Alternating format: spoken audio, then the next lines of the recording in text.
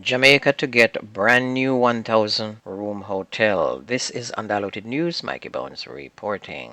A major international company group called Lopesan is seeking to develop a 1,000 room luxury resort in Jamaica. Lopesan has about 17,000 hotel rooms across Europe, Asia, and the Caribbean. On Tuesday, executives from the hotel group called on the tourism minister Edmund Bartlett and his team at the World Travel Market in London, UK. Bartlett expressed appreciation for the group's strong investment push and noted that the development would generate over 2,500 direct and indirect jobs and positively impact scores of farmers, manufacturers, small businesses, and other stakeholders. However, they did not say which parish the hotel was going to be built in. Member of Parliament for Clarendon Southwestern, the People's National Party's Lotham Cousins, said Jamaica should focus greatly on the imposition of the death penalty for certain violent crimes.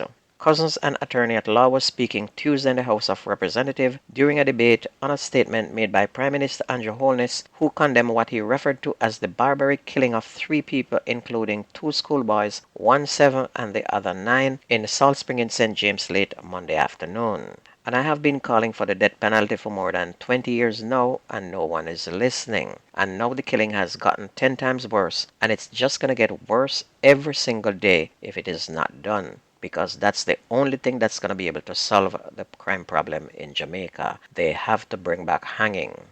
Meanwhile, a state of emergency has been declared in the western Jamaica parish of St. James. Prime Minister Andrew Holness made the announcement yesterday morning post-cabinet media briefing, and it follows the Monday's killing of the 3 people, including the 2 children in Salt Spring. The killing sparked national outrage and renewed calls for decisive action against crime and violence. Opposition leader and People's National Party President Mark Golding reaffirmed the parliamentary opposition's position that the ongoing use of state of emergency declaration is not a viable crime-fighting tactics. Mr. Golding feels that while the PNP recognizes the necessity for the government to respond forcefully to the increase in violence in Salt Spring and St. James, a zone of special operation, a ZOZO, would be a more effective tactics. The St. Anne Police Department has begun a manhunt for 2 armed robbers who robbed a Western Union and Cambia location in Runaway Bay yesterday afternoon. The thugs made off with $2 million in cash. According to reports, 2 masked gunmen entered the Western Union location in Salem about 12:23 p.m., pointed guns at the cashier and demanded money.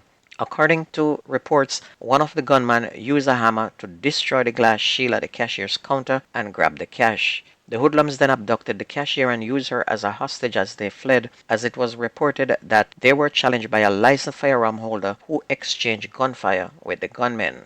The cashier, however, was freed uninjured not far from the crime scene.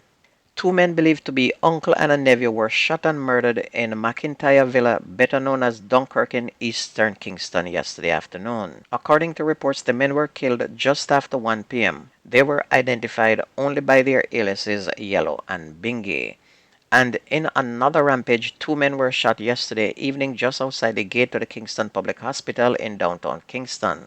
One of the men is Robert Marley, who was from a Golden Heights address in Kingston, and he has since died. The other man, a jerk chicken vendor, has been hospitalized. Reports from the police are that Marley was sitting next to the pan chicken man at the entrance to the hospital when a gunman approached on foot about 7 p.m. and opened fire, hitting both of them. And since the gun attack, the police have since identified Every Simit, otherwise called Little Giant of Pink Lane, Kingston 14, as a suspect, and they're giving him until this evening to report to the police. Onto sports, 3 changes have been made to the Reggae Boys senior squad for their friendly international against Guatemala on Saturday at Red Bulls Arena in Harrison, New Jersey in the U.S. American-based player Kevin Lambert, Tavon Gray, and Kyle Duncan have been replaced by Damani Osir and Romain Blake, who are earning first senior call-up, as well as Malik Foster, who is at the Colorado switchback.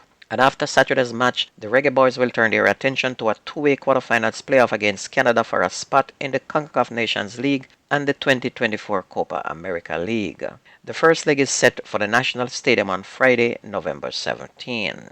On to schoolboy football in the DaCosta Cup. Only 8 teams that are left standing for the quarterfinals. We have holders Clarendon College, Glenmuir High, Manchester High, and Christiana High are in Group 1.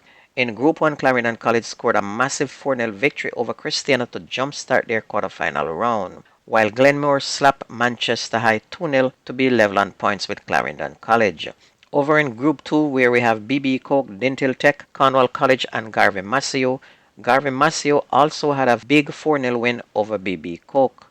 Jelani Williams scored a double, while Cleo Clark, Conroy Williams also got on the score sheet. BB Coke was losing for the first time this season, and this is a big loss, meaning that they will have to win the next 2 games to stand any chance to qualify for the semi-final. Dintil meantime clapped Cornwall College 2-0 to draw level with Garvey Massio on points. And a recap of the games yesterday, we have Clarendon College 4, Christiana 0, Glenmore 2, Manchester 0, Garvey Massio 4, BB Coke 0, Dintil Technical 2, Clarendon College 0. And don't forget that the Best Manning Cup and Doncaster Cup reports takes place on this radio station. If you ever missed the news, please go to YouTube and type in Jamaican Undiluted News. Listen, like, share, and subscribe to keep it going. That's news and sports. My name is Mikey Bones. I gone.